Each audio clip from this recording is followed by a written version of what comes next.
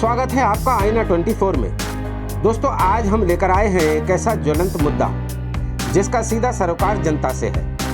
Video में अंत तक बने रहिए और जानिए उत्तर प्रदेश मुरादाबाद की नगर पंचायत अगवानपुर का क्या है ये मुद्दा, जहां के निवासी विश्व हिंदू महासंघ के जिला अध्यक्ष कामेश लोधी ने जिलाधिकारी को दिए अपने पत्र में उन तमाम भूमाफियाओं का खुलासा किया है जो समाज की भूमि को दशकों से कब्जा किए हुए हैं और निरंतर ऐसी घटनाओं में वृद्धि हो रही है, ये कहना है उनका।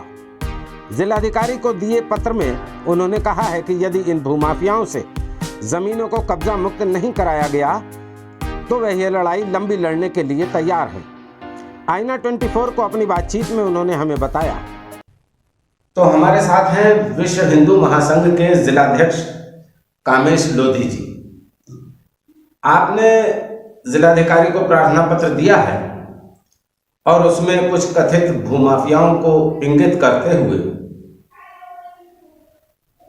कुछ अवैध कब्जों का जिक्र किया है। तो जानते हैं कामेश लोधी जी से उनके इस प्रार्थना पत्र के संबंध में। तो आपने जो आरोप लगाए हैं जिन लोगों पर जी, तो इस संबंध में जरा बताएं, क्या मामला क्या है? ये सारा मामला क्या है? ये ग्राम सभा की भूमि है सारी। अच्छा। और सब इसका जो है कि सब तहसील स्टाफ ने नाप के चिन्ह कर करके छोड़ी, लेकिन परंतु फिर भी ये भूमाफिया लोग बिल्कुल नहीं मानने को तैयार हैं। इन्होंने प्रशासन पे इतना दबाव बना रखा है, इतना खोप उठा रखा है अपने, ताकि प्रशासन यहाँ का नगर पंचायत जो ईओ साहब है हमारे, बिल्कुल लाइट में आना नहीं चाहते। आपने जिक्र किया है इसमें गाटा संख्या 549 जी, तो आप बता सकते हैं ये 549 गाटा संख्या पे किसका कब्जा है? ये कहाँ पर है? गांव में किस जगह पर है? ये बस्ती से निकलकर टेम्पो अड्डा पड़ता है, टेम्पो अड्डे के पास में ये 549 है, जिसमें सब हमारे वर्तमान चेयरमैन के रिश्तेदार ही बसे हुए हैं। अच्छा।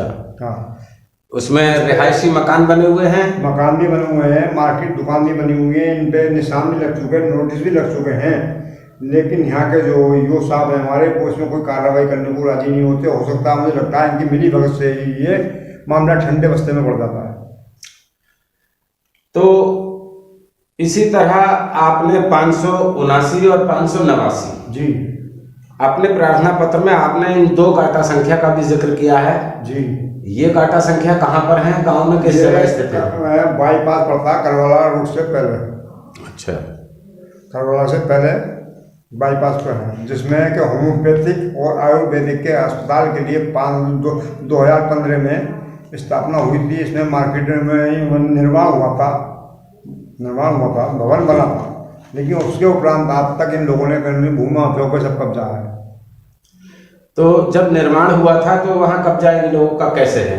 कैसे कह सकते हैं आप? वो ऐसे कह सकते हैं, पूरा निर्माण बना करके उन्होंने छोड़ दिया गया था, लिपाई पुताई बाकी रह गई थी, बाकी चिनाई पूरी हो गई थी।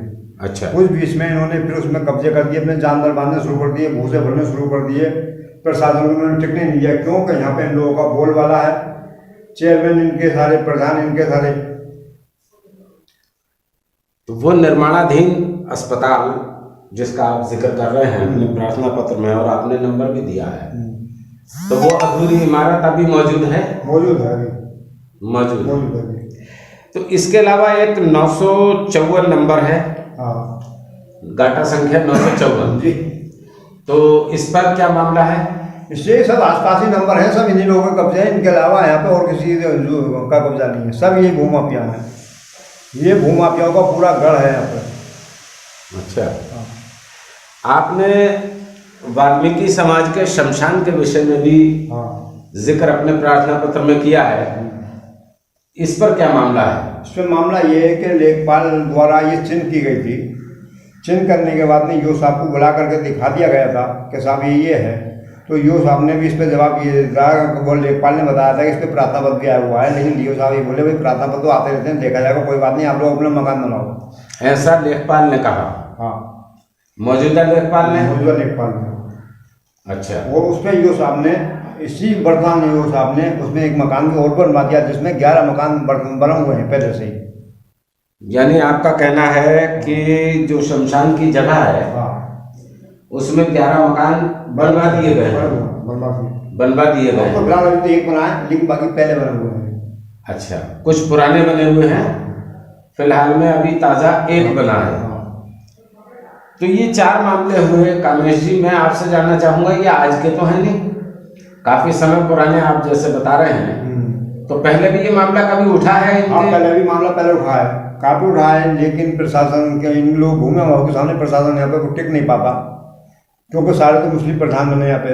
अब चेयरमैन मुस्लिम बनते चले जा रहे हैं। वाल्मीकि समाज को हमारे ऐसा दबा रखा है उन्होंने कि कहते हैं कि अगर तुम इस पर आवाज उठाओगे तो हम आप लोगों को नौकरी से निकाल देंगे। तो वाल्मीकि समाज के जो लोग हैं वो नगर पंचायत में नौकरी करते हैं? नौकरी नहीं करते हैं, नौकरी करते हैं। नौकरी करते हैं। अच्छा, ऐसे ही एक मामला आपने कान्हा गौशाला के बारे में लिखा है, जिसमें 116 बीघे जमीन बताई गई है। तो ये तो प्रशासन ने इसको एक्वायर कर लिया था, इसको ले लिया था। हाँ ले लिया था। तो इसमें क्या मामला है? इसमें मामला ये है कि जिस दिन इसका उद्घाटन हुआ था मूर्ति गौशाला की 26 दिसंबर को, उसी दिन जिलाधिकारी महोदय ने ये आदेश दिया था कि ये जो जितनी ग्राम सभा की भूमि है सब तुरंत नाप करके गौशाला के अंडर में की जाए। जी। नापने के बाद में गौशाला के अंडर में दी गई, लेकिन उसके उपरांत जो है हमारे चेयरमैन साहब के बड़े भाई नजाकत अली, इन्होंने सब उन्हीं भूमि माफिया को दे दी गई जो पहले से जोतते रहे थे, वो इनके सब रिश्तेदार हैं। मतलब आपका कहना है कि जिन लोगों से वो भूमि मुक्त कराई गई थी, दोबारा उन्हीं लोगों को इन्होंने दे दी। तो किस तरह से दे दी? आवंटित कर दी गई? उसका कोई प्रोसीजर तो हुआ होगा? नहीं, आवंटन वगैरह कुछ, सबको पैसे ले लेके ऐसी जुटवा दी गई है। उसका कोई लेखा जोखा, कोई आवंटन का? नहीं, कोई कुछ नहीं है, कोई कुछ नहीं है। लेखा जोखा होता है तो सरकार के खाते में जमा होता है वो पैसा, लेकिन ऐसा कुछ नहीं है। ऐसा कुछ नहीं। हाँ। तो आप कह रहे हैं कि प्रशासन ने वो जमीन मुक्त कराई थी जी, लेकिन उसके बाद फिर हाँ सब कब्जा करा दिया, दोबारा उन्हीं लोगों का कब्जा करा दिया गया चेयरमैन के बड़े भाई ने। तो कामेश जी, आपने ये 5 मुद्दे इसमें अपने प्रार्थना पत्र में दिए हैं जी।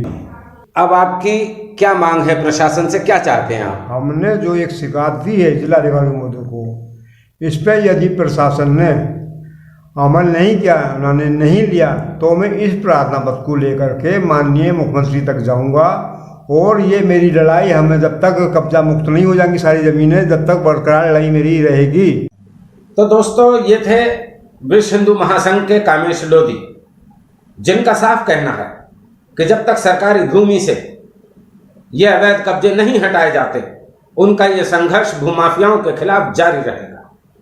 अब देखना ये है कि जीत किसकी होती है, कामेश लोधी की, या एक बार फिर कथित भूमाफिया इस लड़ाई को जीत लेंगे। मैं आईना 24 से नीरज भटनागर।